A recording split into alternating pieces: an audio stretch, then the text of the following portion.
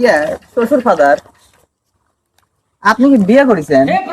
মুহা জ্বালা, আমি বিয়ে না করলে তোরটা কোত্থেকে আসলো? কারে বিয়ে করেছেন? তো শাওরিরে বিয়ে করেছি, কাক বিয়ে করবো আবার? তো ঘরে ঘরে আত্মীয় হয়ে গেল না? এই মনে করেন বাইরে বিয়ে করলে তাও তো একটা আত্মীয় হইতো। ওরে আল্লাহ রে, তুই চুপ কর, তুই চুপ কর। তা শ্বশুর ফাদার, এই যে এত বড় পুকুর ইটা কাটেছিল, তোর বাপ কাটেছিল। তা এত মাটি ফেলেছিল কনে? আমি খাইছিলাম রে, আমি খাইছিলাম। তা দাঁতে কিস কিস করে নাই বালু? ওরে আল্লাহ রে, তো ভয়ে কিন্তু দাঁত ভাঙিয়ে ফেলা দেবো কইলাম। তা আপনি দাঁত ভাঙি দিলে 2 দিন পর কোরবানি, তা আমি শ্বশুর বাড়িতে গোস্ত রুটি দিয়ে খাবো না কেবা করে? ওরে আল্লাহ রে, শ্বশুর ফাদার কি হাসতেছেন?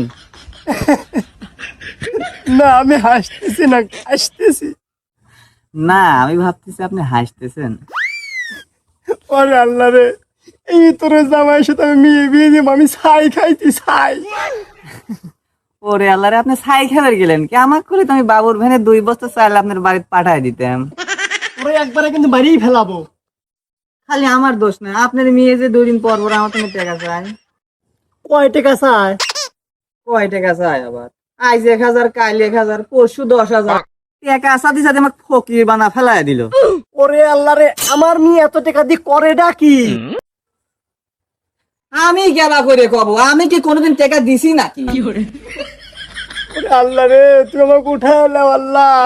আমি দেশের শ্বশুর সমাজরে বলি, আপনাদের মেয়ে বিয়ে দেওয়ার আগে জামাই বুকা কিনা, জামাইয়ের সাথে মেয়ে মানায় কিনা, সবকিছু দেখে শুনে তারপরে মেয়ে বিয়ে দিয়ে।